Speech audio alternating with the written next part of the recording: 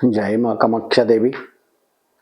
सभी माता बहनों को मेरा नमस्कार, भाइयों को मेरा नमस्कार। आप सब कैसे हैं? सब माता रानी की कृपा से कुशल मंगल ही होंगे, यही कामना करता हूँ। आज आप लोगों को कुछ ऐसी विधि बताने जा रहा हूँ कि जिससे लोगों के मेरे पास फोन आते हैं, गुरुजी हमारे पास शक्ति नहीं आ रही है, मैं पूजन सभी तरफ की पूजा पाठ कर रही हूँ, मगर मेरे शक्ति मेरे शरीर में प्रवेश नहीं कर रही है। उसके लिए कोई मार्गदर्शन बताएं। तो उसके लिए आज मैं आप लोगों को मार्गदर्शन देने जा रहा हूँ, उसको ध्यान पूर्वक सुने और उसको फॉलो करें। करते क्या हैं आप लोगों को पहले 3 अपने घर के देवताओं को प्रसन्न करना है। 3 देवताओं को यदि आप लोगों ने प्रसन्न कर लिया तो शक्ति आपकी कोई रोक नहीं सकता है। शक्ति आपके शरीर में अवश्य प्रवेश करेगी। यह 3 शक्तियां कौन कौन है? यह पहली शक्ति तो आपके घर के पितृदेव हैं। पितृदेव को यदि आपने मना लिया, पितृदेव को प्रसन्न कर लिया तो सारी शक्तियां आपके पास में हाजिर होने के लिए तत्पर रहेंगी, आपके शरीर में प्रवेश करने के लिए भी बिल्कुल तत्पर तैयार रहेंगी। पितृदेव को, सूर्य देव को प्रसन्न करने का तरीका क्या है? उसमें आपको 1 लोटा जल लेना है, 1 चुटकी कंकु डालना है, 1 चुटकी शक्कर डालना है, 1 चुटकी चावल डालना है और उसमें थोड़ा सा दूध डाल करके और सूर्य भगवान को अर्घ्य देना है। सूर्य जैसा इधर, यदि सूर्य इधर है ऐसे में, तो आपको जल बिल्कुल ऐसे डालना चाहिए। सूर्य के बिल्कुल जो धार गिरती है, धार में से सूर्य अपन को यहाँ टच होना चाहिए। ओम घृणी सूर्यादित्याय नमः, ओम घृणी सूर्यादित्याय नमः, ओम घृणी सूर्यादित्याय नमः बोलते हुए आधे लोटे का जल खाली कर दें। उसमें जो भी जल जिसमें डाल रहे हैं उसमें तुलसी का पौधा नहीं होना चाहिए, दूसरा कोई सा भी पौधा हो गमले के अंदर, उस गमले में उस पानी को छोड़ना चाहिए। उसके पानी के छींटे अपने पैर के ऊपर नहीं आना चाहिए, यह विशेष तौर से ध्यान दें। कई लोगों को मैंने देखा है कि ऊपर छत पे खड़े हो जाएंगे और नीचे रोड के ऊपर उसको जल को डालते हैं, तो यह बहुत अनर्थ होता है। एक तरफ अपन भगवान को भगवान मानते हैं, दूसरा उनका जल जो नीचे रोड पे जाता है उसमें पैरों के तले आता है, इससे और पाप दोष लगता है अपने को। तो यह विशेष तौर से ध्यान दें कि गमले के अंदर अपने को जल प्रवाहित करना है। सूर्य भगवान को आधा लोटा जल डालने के बाद में दक्षिण तरफ मुख करके फिर अपने पितरों के नाम से सर्व पितृ देवाय नमः, सर्व पितृ देवाय नमः, सर्व पितृ देवाय नमः बोलते हुए उस लोटे को खाली कर दें। इसके बाद में आपके आते हैं दूसरे देव। दूसरे देव जो कहलाते हैं खेड़े के देव।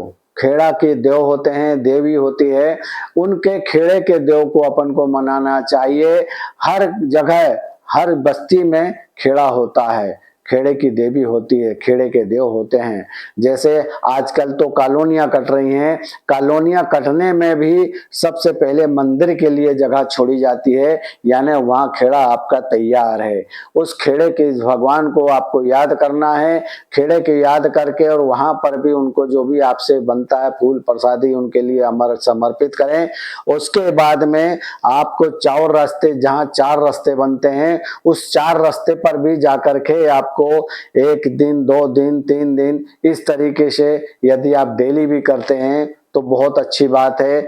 वहां पर मीठे भजिए बना के लेकर जाना है। मीठे भजिए ले जा करके चौराहे पर ले जा करके किसी पत्ते के ऊपर ले जा करके उसको रख देना है। वहां चौराहे पे ना रखें तो चौराहे से साइड में रख दें, ताकि वह कोई भी जानवर उसको खा सकते, उपयोग में आ सकता है।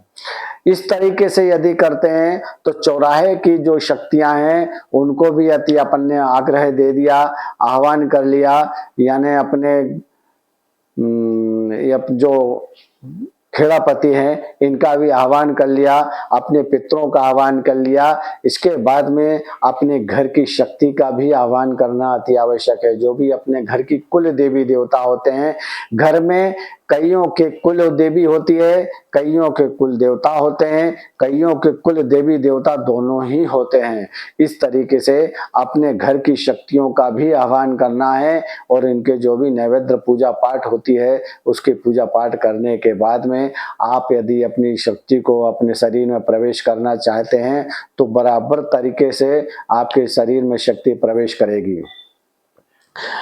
चौराहे पर क्यों करना चाहिए? चौराहे से इसीलिए कि शक्ति जब भी आती है तो यह हवा है, शक्ति जब भी आती है तो वहां से आने से पहले चौराहे की शक्तियां उसको रोकेगी कि तू कहाँ जा रही है। जब वो उससे बातचीत करेगी कि मैं फला फला के यहाँ जा रही हूँ, तो जो आपने निमंत्रण दिया है तो वह से उस चौराहे से उसके लिए मार्गदर्शन खुल जाएगा। तो खेड़ापति के पास में आएंगी, खेड़ापति के पास में आने के बाद में खेड़ापति से जब यह फिर इस शक्ति का मुलाकात होगी तो मुलाकात होने में खेड़ापति भी बताएगा कि हाँ आपने क्योंकि उसकी पूजा की है खेड़ापति की, तो खेड़ापति बताएगा आपका घर का एड्रेस कि हाँ उस शक्ति को वहां कर जाना चाहिए। यहाँ पर आने के बाद में आपके घर की कुल की देवी से, कुल के देवता से या देवी देवताओं से फिर उसका शक्ति का संपर्क होता है तो उसने कह दिया कि हाँ यही घर है, आपको यहीं पर आना है, यही सही सही मार्गदर्शन है आपका। उसके बाद में आपके पितरों से मुलाकात होती है। पितृ जब कहते कि हाँ ये हमारा बच्चा है, हमारे ही पुत्र है, देवी है, हमारा ही सब कर्म का है, इसके बाद में आपके शक्ति शरीर में प्रवेश करती है। यदि आप लोग ऐसा करते हैं तो 101% शक्ति आपके शरीर में प्रवेश करेगी। और यदि ऐसा नहीं करते हैं तो कईयों को देखा है मैंने कि 100% लोग जो हैं 90% लोग तो झूठ बोलते हैं कि हमारे को यह शक्ति का आभास है, हमारे ऊपर यह शक्ति का असर है, यह सब करते हैं। लोग जबरदस्ती का सिर हिलाते हैं, देवी के नाम से, देवता के नाम से जबरदस्ती लोगों को बदनाम करवाते हैं। तो इस तरीके से 90% तो लोग तो इस तरीके के हैं। 5% वो लोग हैं जिनको दैविक शक्ति तो नहीं होती है मगर प्रेत आत्माएं, प्रेत डांकन सांकन चुड़ैल चुड़ैलन ये सभी होती हैं। ये अपने आड़ में देवी का नाम लेकर के घरों में पूजन पाठ करवाती हैं। इनके पूजन पाठ कराने से पितृ कभी किसी के सर पे नहीं आता है, मगर कई जगह ऐसा होता है कि जबरदस्ती का ही।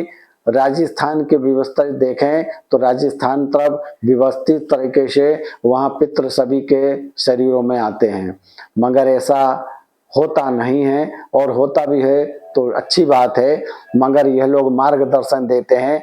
मैं जो मार्गदर्शन देते हैं अपने देवी देवताओं को नाम को रख करके कि ये मैं फलानी देवी हूँ, मैं ये देवी हूँ, वो देवी हूँ, और इसकी आड़ में यह हवा पवन जो है खेलती हैं।